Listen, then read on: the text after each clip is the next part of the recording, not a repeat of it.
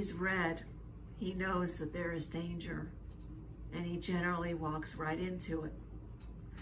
So said Lulu Mae Bauer in Photograph magazine in 1917.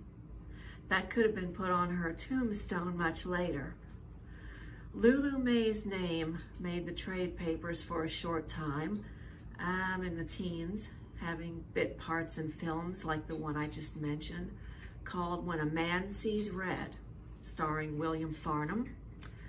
Now, news reports tell us that she married a director, but no divorce records have been found. But we know that she did get divorced because by 1930, she was married to a Gerald Arbuckle and divorced him 8 years later. Arbuckle was a real estate man and a broker and a clerk and wore many other hats. A few months after divorcing Arbuckle, Mae landed a rich one by the name of Irving I. Ingram, and he was at that time from a family of wealthy people from Connecticut who owned the Ingram Watch Company. 28 days later, California papers were running the story about how he got up one morning to have breakfast and declined his usual favorite breakfast, strawberries and cream, and said that he was going for a walk. And he went for a walk. He never came back. Mae took him to court, and she didn't know where he was at first, hearing that he may have walked to Hawaii somehow.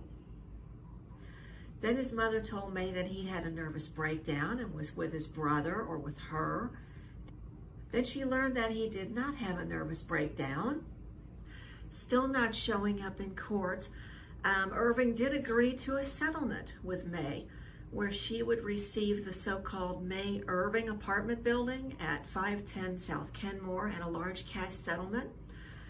So now Mae Bauer Ingram was being called a former movie star and Mac Sennett bathing beauty in the papers. Whether that's true or not, we don't know. By 1938, the papers had to go back to her Farnham film 20 years previously to find anything of note. 8 months later, she sold the Mae Irving apartments for $250,000, assisted by a real estate man named Gerald Arbuckle, yes, her former husband. While the sale was pending, though, she and Arbuckle and a third man were arrested for breaking into one of the apartments in said building and beating the daylights out of a tenant. John Atwater was his name. He was also the building manager. Well, he claimed that the three kicked in his door one night and beat him up. Atwater claimed that they thought he was a threat to her claim on the building. Mae claimed that she was upset with him because he went to her asking for clean linens for her apartment and he shut the door in her face. I guess that totally justifies getting an ex-husband and another guy to kick in the door and rough him up, sure.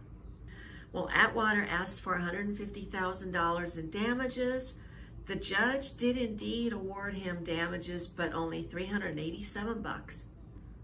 Mae was always letting herself be billed as a former actress and bathing beauty, and as the war in Europe was ending in spring of '45, she found herself in the papers again. Cops got wind of a couple of people showing illegal porn movies out of their home to paying customers, probably from another officer, because when police knocked down her door, quite a few uniformed police officers ran out the back door. Yep, members of the West Los Angeles police force were being entertained by Mae and some other dude, a typewriter repairman by the name of Jim French, who were showing stag films to paying customers, that night consisting of cops. Rumors were flying that the movie was something called The Casting Couch, which, if you're a Joan Crawford fan, you know that it's been rumored, though not proven, that she had done a porn movie years back by that name. Who knows if they got hold of a copy or if it was a different casting couch So May was given 3 months in the slammer for this, and Jim French, typewriter repairman, got 6 months. Who knows what happened to the guests? Lost their badges maybe, don't know. May was arrested at least 7 other times in the late 40s for things like lewd behavior and the way it's worded, possibly solicitation. And she did make some big news again when her one-armed fiance died from a fried egg. March 1950. The fiance, Charles McCarthy, was found dead on her kitchen floor with a gash on his head in a pool of blood the morning after a riotous, drunken pre-wedding party. Other guests included a few more veterans from the nearby VA. May herself was actually still smashed when the police showed up.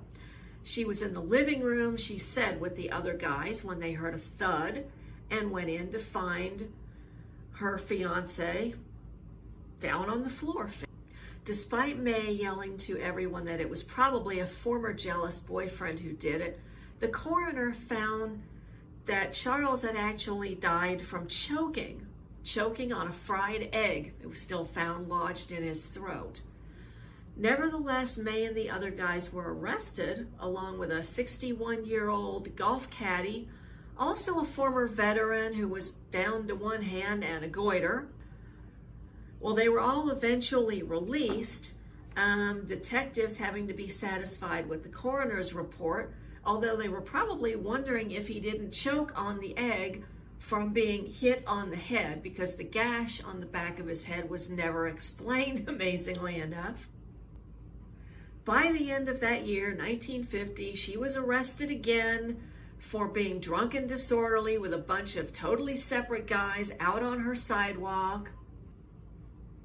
I'm sure she probably had some escapades once again before dying in Los Angeles in 1960. So there is your Shlock tale for the day. I will be back with more in the future. Thank you and have a great evening.